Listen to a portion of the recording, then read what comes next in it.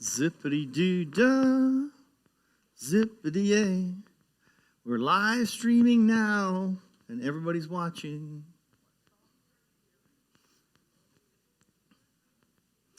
Here we are in a new world, right, Rob? New world. Oh, Russ Taylor. Are you moving? Way to go, Angie. Yeah.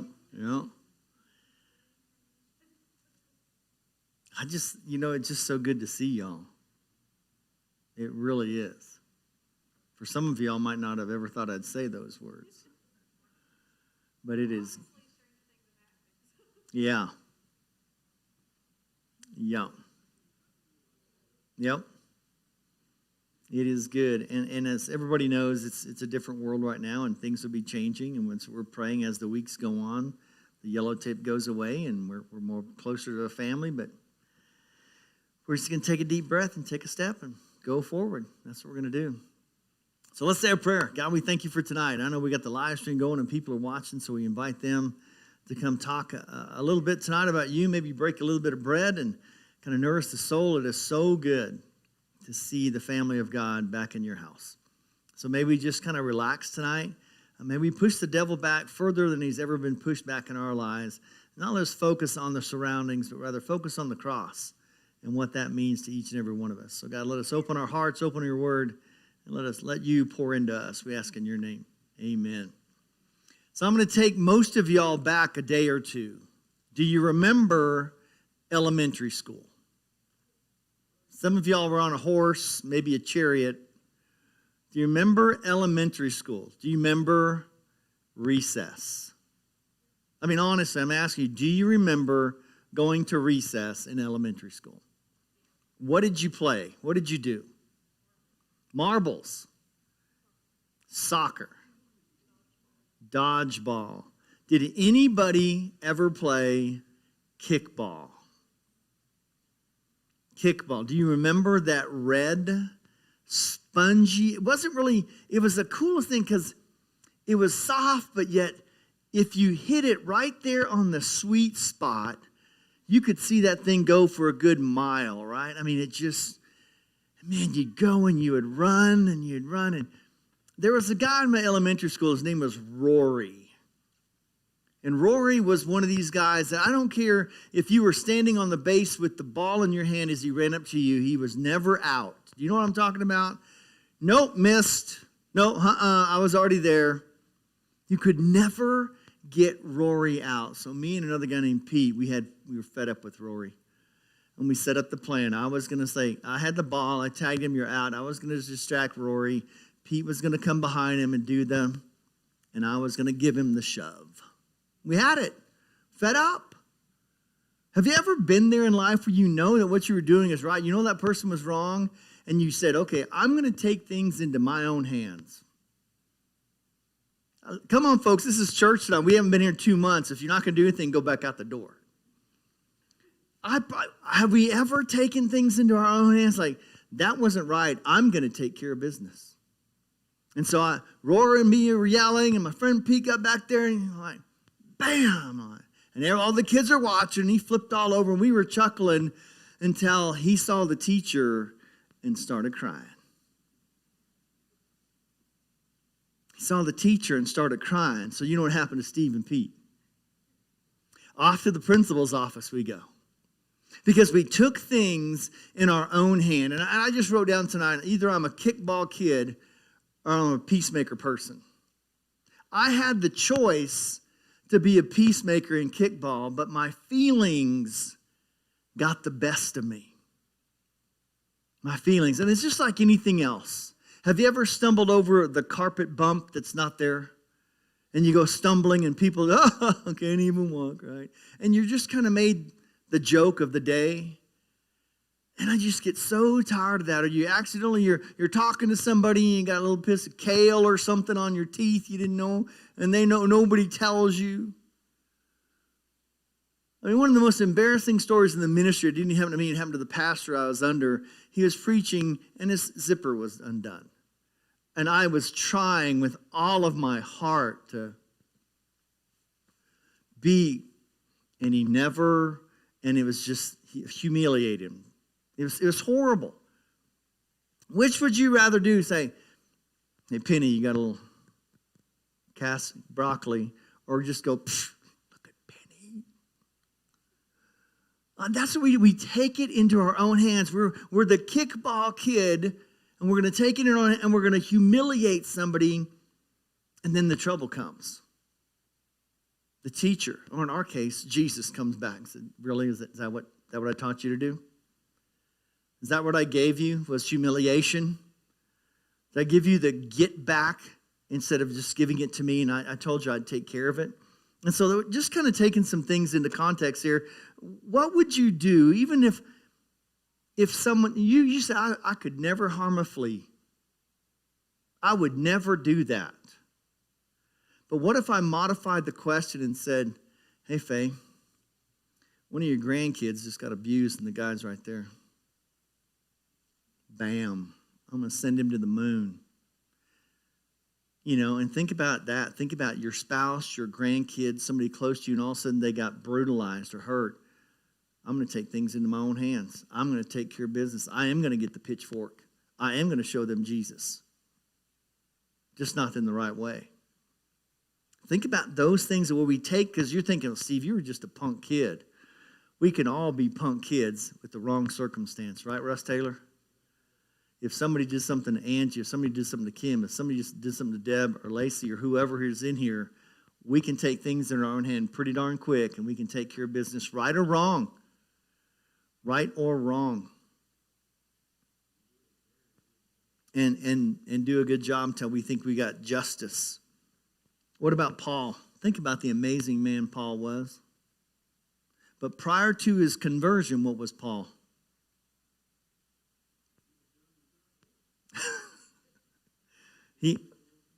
He was, as he called himself, the chief sinner. He was a murderer.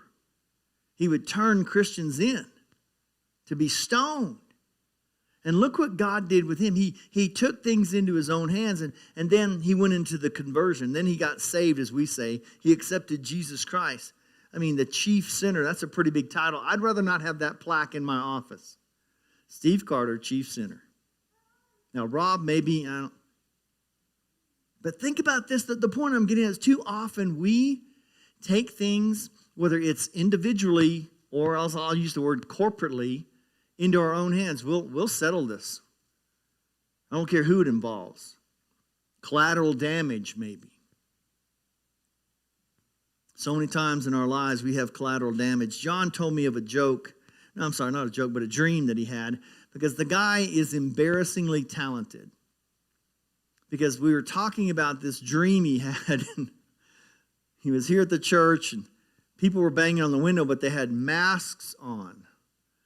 And so he wouldn't let him in, And one of them took the mask off, and it was our sweet cleaning lady, Margaret. And I'm like, gosh, John. And he tells you this dream, and it's just pretty amazing. And then all of a sudden, he runs to the worship center. I thought he was here for forgiveness. And I hear the piano playing, and I hear the piano playing, and I hear the piano playing, and it's just playing and playing. About the time, I'm like, what the heck? And I walk in here, and he's like, oh, I'm done. And I'm like, what'd you do? He goes, oh, I just wrote a song about the dream I had.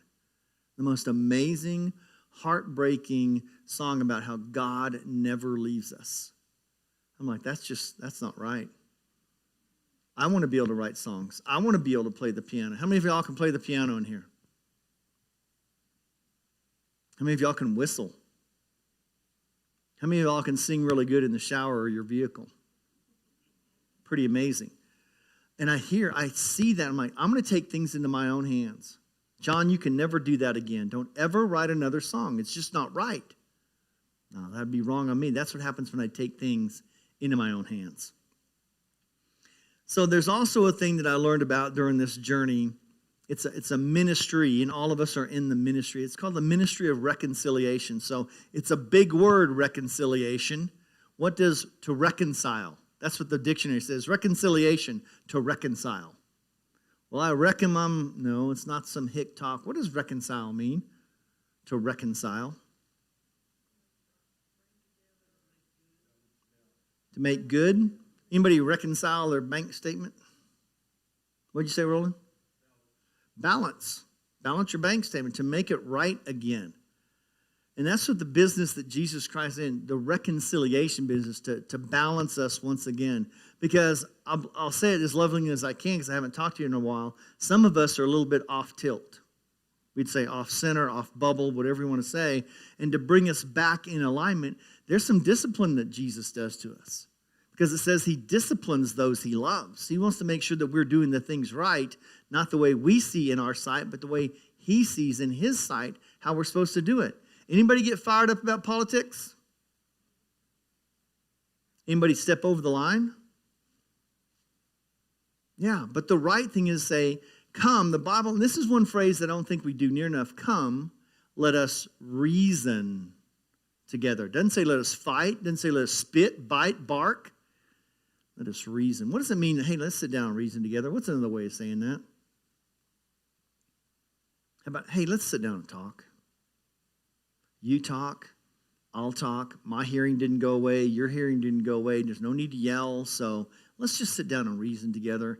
And if we're just calm about this, I'm sure we'll come to a balance. Well, sure we will, because it'll be in my favor. As long as I get, how many last worders are here? Go ahead, Penny. How many last worders? I don't care if it's, yeah. As you walk out the door, your last word might be the slamming of the door, but it's your last word. Now, till she takes, and there you go. But if you're a kickballer, there's no such thing as reconciliation. It's just my way. That's how we'll reconcile. As long as you say, okay, we'll do it your way, then we reconcile. But the ministry of reconciliation is that I'm going to try to give you a little bit of peace. You'll try to give me a little peace. We'll both have peace. We've balanced it. We've come together. Speaking of banks, anybody not been able to reconcile a checking account? Somehow there's a deficiency. You're like, okay, I don't know what to do. It's off balance. I'll have to figure that out later. Just, we'll fudge it a little bit. When you go off with a couple or a family and there's not balance in the family, it will always go astray. Always go when there's not balance. And that family isn't going this way. If it's a little bit, they'll sooner or later deviate from the path until you learn how to reconcile, how to be the peacemaker. And again, this poses so many questions that we are a church, a body of believers, that Jesus Christ would go into all the world and kick some tail. No, never says that. Go into all the world and proclaim the gospel of Jesus Christ. Cram it down their throat if need be. No, that's the wrong translation too. How are we to be peacemakers in a war-filled world? It's full of war. It's full of hate. It's full of anger. And you want us to go in there peacefully with our hands folded and a white button shirt and black slacks and a Bible under? And it didn't say that. It just says that we need to be all things to all people, and we need to let them know, hey, I'm where you're at. I was where you're at. I know how to get you through this. There's whatever that silly commercial is with the emu and the guy screaming out the window, give me your hand. I can save you money. As he passes off, so many times all you need to tell somebody having a hard time, and people are having hard times right now. Hard times. Not just job, but financial, relational, families, careers, everything. And you want, one of the best things you can say is, hey, give me your hand. Let me pray for you. Let me bring you the God of peace that surpasses all understanding. But please don't go, hey, you know what? I know how to make Molotov cocktails. And that place that lets you off will burn it to the ground. Don't be laughing back there in the corner. And that's what the world wants us to do. So go out there. When they laid you off, you're supposed to tear everything out of your desk, stomp and kick and spit. No, it says, hey, we are peace-filled. We're the church where Jesus Christ is a peaceful God, but we are not to be out there warring and squabbling. And, of course, church splits is an oxymoron that should never be, but is. I read one of the most eye-opening articles today about post-COVID in the church, and it's scary. It's scary what these churches are proclaiming as the future of the church. And again, this isn't the future, but this is just different church. They talked about offering plates are going to be a thing of the past. Everybody would be going to offering boxes in the back. Money is filthy. You'll have to agree with that. Money, cash money, is filthy. Right, Myra? It is. So they're saying offering boxes in the back. The people who handle that will have gloves from now on. So many things they're just proclaiming. They even said that churches of 200 should think about just going down to 2 or 3 services so people can distance more. I'm like, well, that one's out. I tried that. That's hard. When you think about this, you think about how we will interact come Sunday. It's almost like, so I heard you. Who said it? Are you hugging? Are you going to hug? But there's going to be somebody that's like, nope. They're going to have one of those pool noodles stuck to the front of them. 6 foot. Don't bring a pool noodle to church. And so I think about these things, but also Romans 12:18. Listen to these words. Live at peace with everyone. Well, man, that sounds simple. Steve said it's so easy. It must be easy to do, right? Kirk, are you at peace with everyone right now in your life tonight? That's a big negative. Well, it must not be that easy then. Live at peace. Rob, you at peace with everything and everyone in your life? What's the deal, folks? Did Jesus just give us something that's too hard for us to do? Absolutely not. It's not that. It's us. Why is it easier? I guess this is my question. I need you people of big brains to answer. Why is it easier to get angry than it is to get happy? And I say that because statistically, we are a much angrier people than we are happy people. So why is it? It must be easier to get angry. Why is it?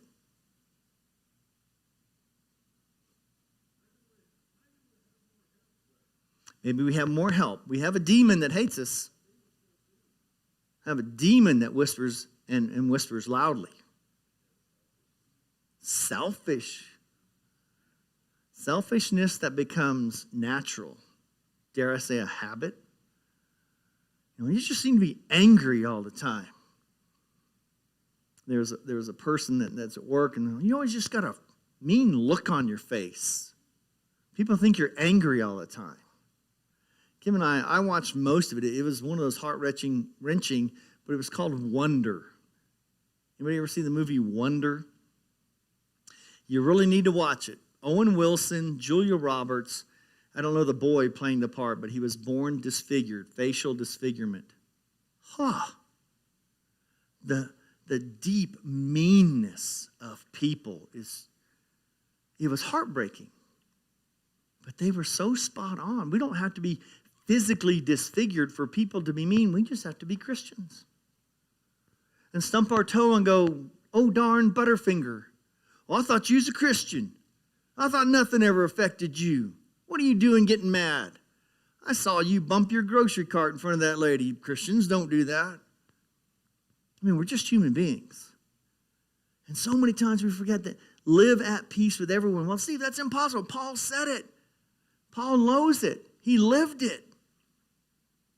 Matthew 5, verse 9, Jesus tells us, it is a blessed thing to be at peace. Blessed are the peacemakers.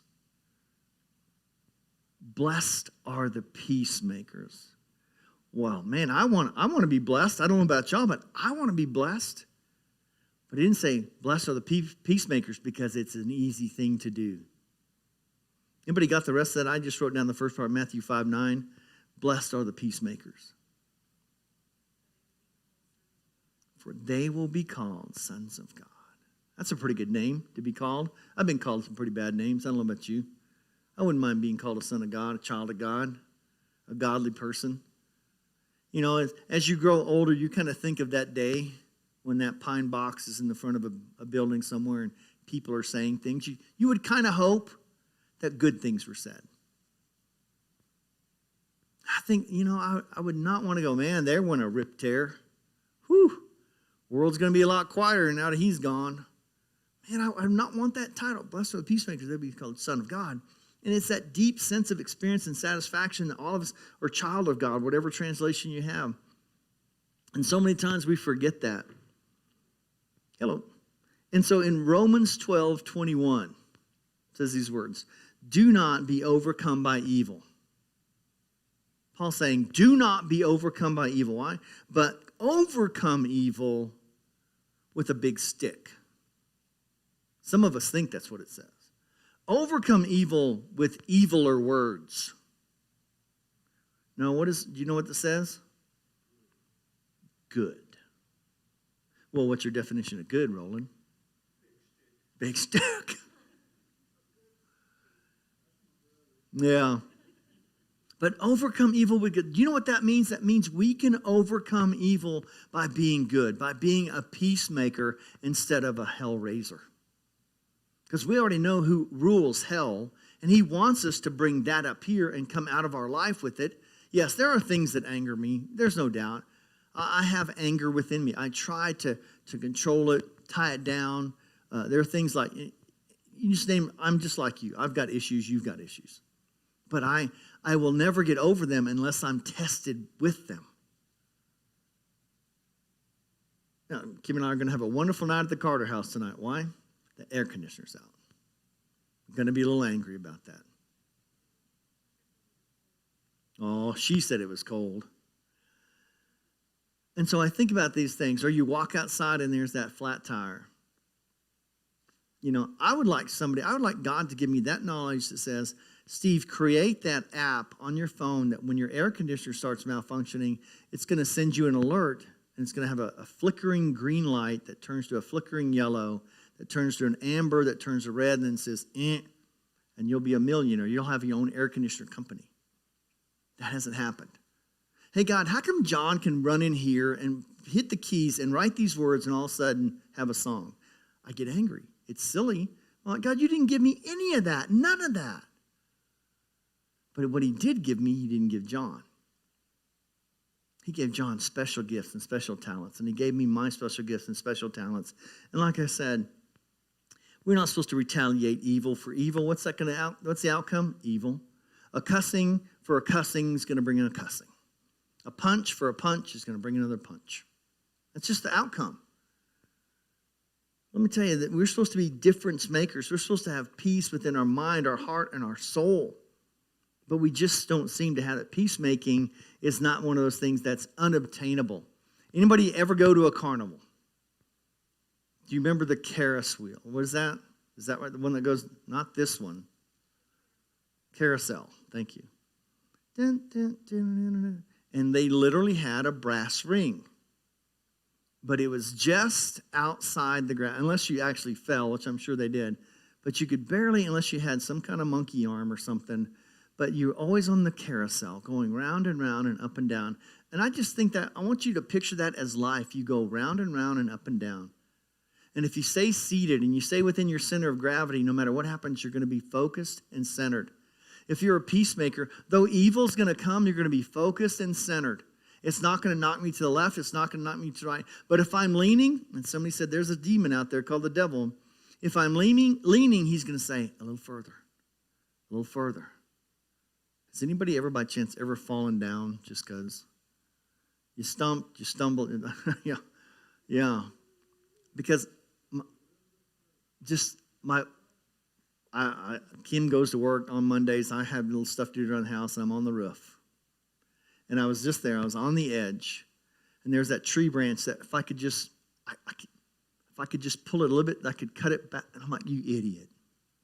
I mean, I was literally over the edge on the roof with a foot just barely. I'm like, really? Really? You know what she's going to say when she comes to the hospital. You know. I'm like, what are you doing, Steve? Oh, she'd come. Oh, she'd have salt. But these things in our lives happen. I don't know where I'm at here. Okay, it's been a while since I got to do this. I might go long. But think about this. Okay, where do you find peace? Where is your peace place at? You know what happened when I heard that pause? it made me think we don't go to that place very often. Because if we had a peace place, it'd be boom, boom, boom. Because Jesus had come and sit with me, be still. Be still and know that I am God. I tell you, Kim and I got a house, and it's just the two of us, but everywhere I go, it's like, I got my phone with me, I got the TV on, I'm listening to the ringing in my ears, I'm thinking about this that should have been done, this didn't get done. I'm like, no, I need a place for peace. If I want to be a peacemaker, I've got to go to the peaceful one who can give me the peace in which I can make from it and give. I can't go into a war-torn, messed up world and go, hey, give me some peace when war is going on. And so I have to be a peacemaker because peacemakers love peaceful places because that's where they get poured into. That's where they sit in the quiet place of their day. Again, I'm not a big fan of summer, but I'm sure you're a huge fan of mornings. I love summer, the cool breeze, seeing that color start to explode. I'll stand out there and I'll just watch it as it just comes up. And there's literally, I live in that senior circle and they don't get up that early, and it's just for me. God did that just for me, and I'm at peace at that moment. That's right now my peace as I stand in the front and watch that sun come up. That moment, there's nothing wrong. The phone's not blowing up. I don't have text messages. I don't have crises. Nobody, it's right there at 6:45 in the morning. God said, here's your peace. And I just sit and I soak it in. And I want it to soak deep because I know the world that I'm about to step into is going to be a warring world. It's going to be a kickball world. And I'm going to have to start pouring that peace out pretty quick because there's so many people out there in this world that don't have peace. They have turmoil. They have problems. They can't get in to see loved ones that are sick. And you're trying to pour peace into them. And so I put down for those who of us who think we're too weak, Joshua 1:9 is one of those strong, powerful verses that say this: God, have I not commanded you? Have I not spoken this to you? Be strong and courageous. Do not be terrified. Do not be discouraged. For the Lord your God will be with you wherever you go. That means there's not a place on the planet I'm going to step that he's not with me. Think about that for a minute. I mean, there's turmoil in Meadow. They had this big survey, and they voted they're going to 4 school days and not 5. And of course, it passed because there were more that were for it than against it. But you would have thought there's more against it than for it because that's all you hear. But they've never tried it. Let's try it and see. That's a lot of times when we're in this journey right now, folks. If you want to bring a kickball attitude Sunday, I'm going to have a peaceful attitude saying, let's try this. It's not permanent, guys. This state that we're in is not permanent. God's not going to let this carry on. It's going to pass. So let's don't come in here and flip our nose and gripe and bark. Just be thankful we are back in the house of the Lord. We'll have praise and worship music. We'll be able to stand and sit in pews and even sit by friends. And we will be able to worship God.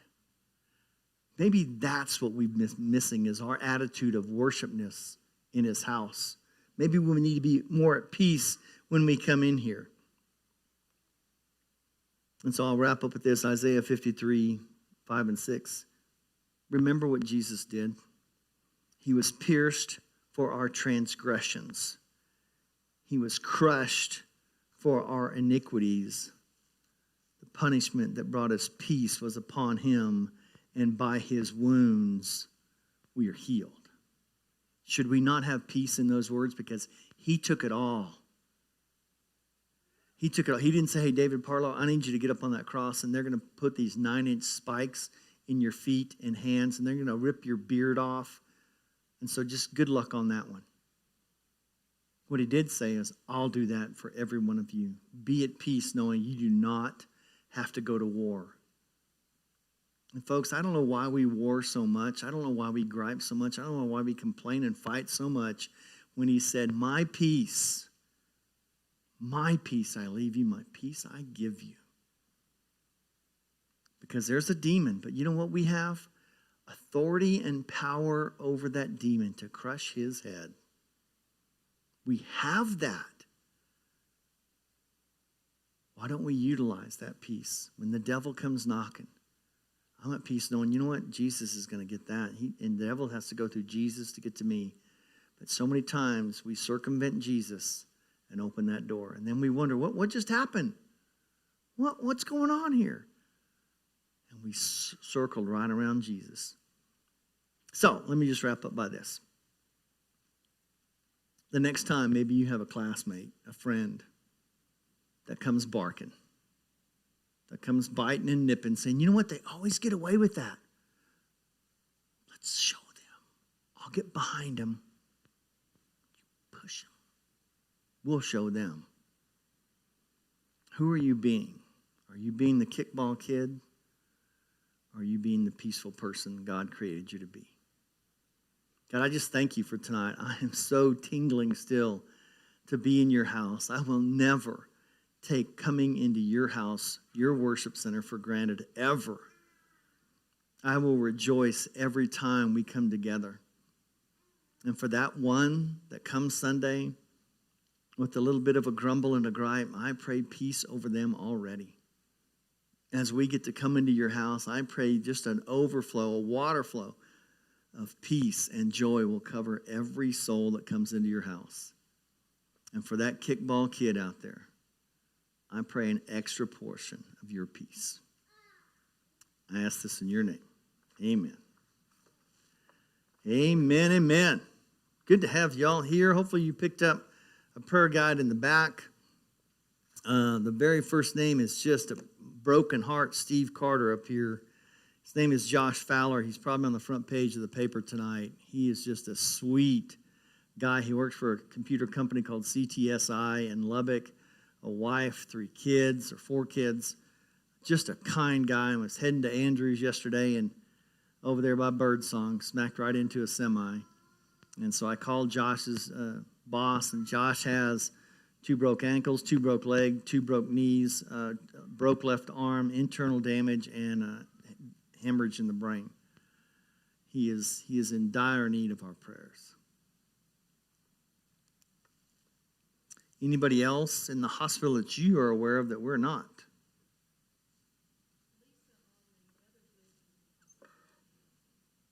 Lisa, I can't say that name, I'm sorry.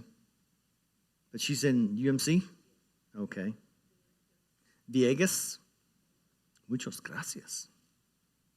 Anybody else in the hospital? No, that's right. Paul Peavy, which is Gary's cousin. And he has...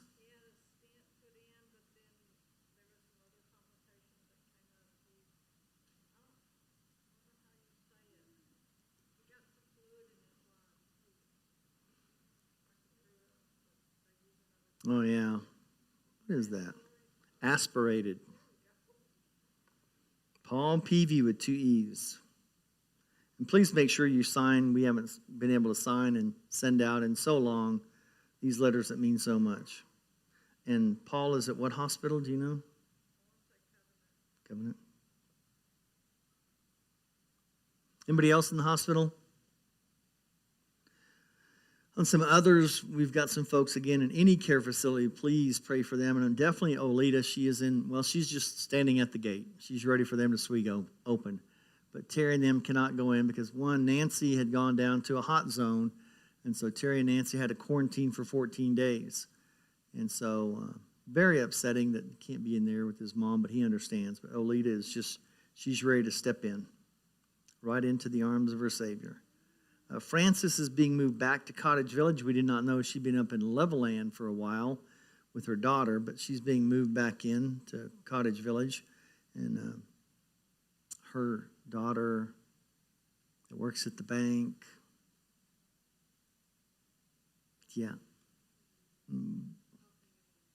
Paul, Charlene Paul, said, please pray because it's very difficult at this time.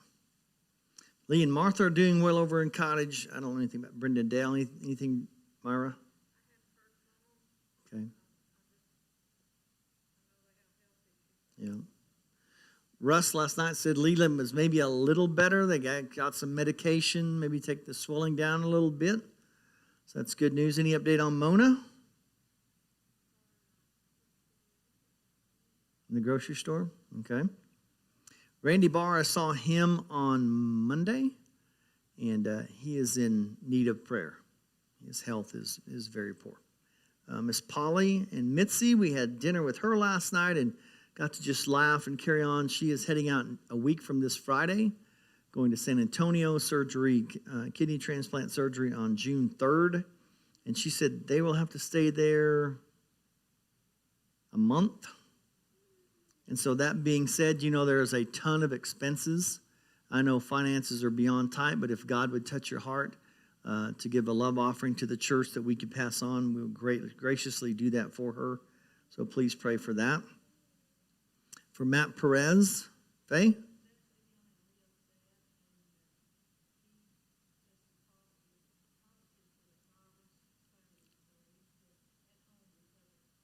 Okay. And then Lisa's at UMC. Alvin Merrill? Yay. Miss Lucille went under the knife yesterday. She's home. Very good. Okay. The family of Noe Valdez, services Friday at Grace Funeral Home. And then the family of Steve Lawless, which is Janie McClure's dad, was on Monday.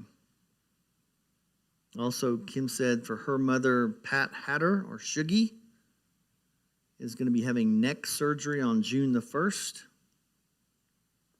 Judge Wagner is having some shoulder issues. Anybody else on our others?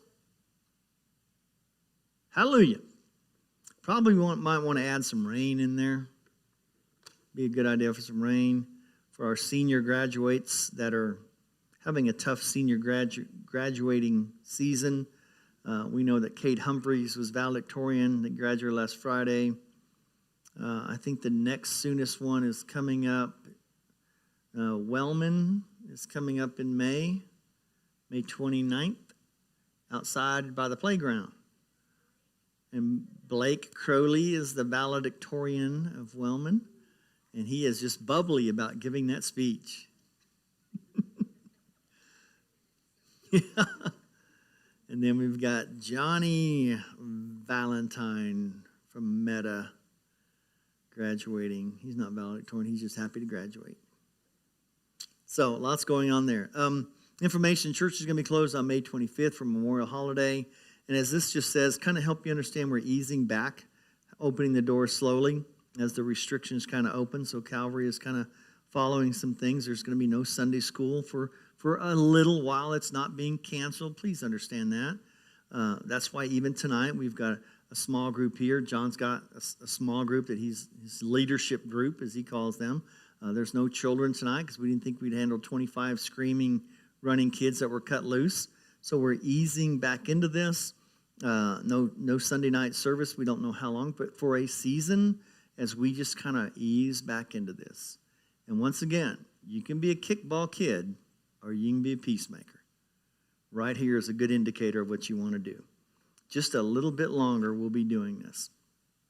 Lift up our nation, all of our politicians, from our president all the way down to our local politicians, our homebound and our community, our churches and our families, our first responders and police, our schools, our unborn. We're lifting up Faith Family Fellowship tonight, and Christian Life. This Saturday, once again, always a blessing if you could take an hour. Cool in the morning, go grab a bundle of flags and honor those who served our country faithfully and passed on. It truly is a moving moment to see that those cemeteries turn from just green grass to American flags. You don't even have to stay any longer than what you want, but just go out there and walk and place a flag or two.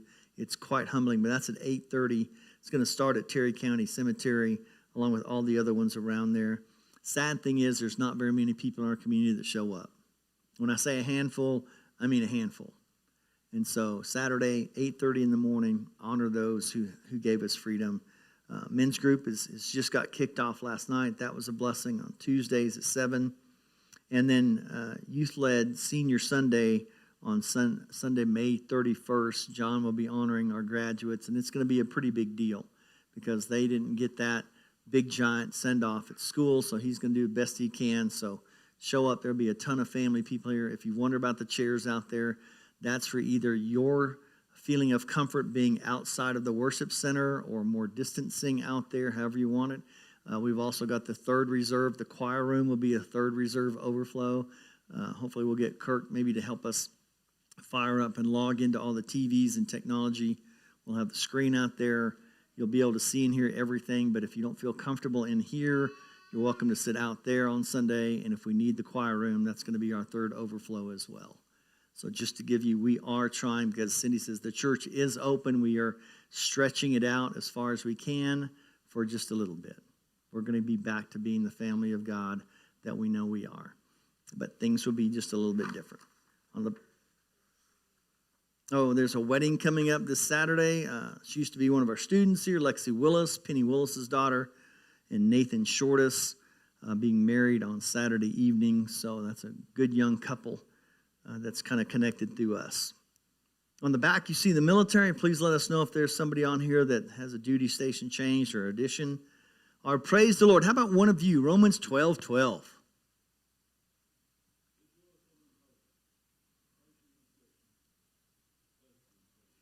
Yeah, we kind of want to miss that second, that patient affliction. We don't like affliction, but it grows us, guys. It grows us where we need to be, and then faithful in prayer. Thank you, Russ. We see our lost down here. We're lifting up J.M. along with all the other souls that are connected to a human being, and we ask God's Spirit to touch them. I think there's one more that just when I said that and I saw the missionaries. We need to add Latrice Jowers, as she is going to be coming back from Guatemala. She is having some health issues, and she's also had some flight issues. She's had it canceled once already, trying to get back here for some medical help. So lift up John's mom. But we've got all the missionaries listed here. You see where they're at, right here in America, Indonesia, Guatemala, all the way around. Lift all those up. But you had 2 months to wait for this night here. My goodness, I hope I don't have to wait too long to call out names. But would anybody lift up our hospitalized and our others tonight? Russ? All right. Who'd like to lift up our special prayer concerns and sister churches? Roland? How about our ministries and our military tonight? Greg? Our lost souls and our missionaries. You'd like to get them. Keegan, you're too young.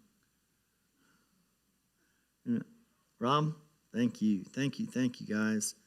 Truly, what a blessing it is to have you here tonight. As Russ starts us out in prayer, let's lift him up as all these warriors lift these prayer requests up.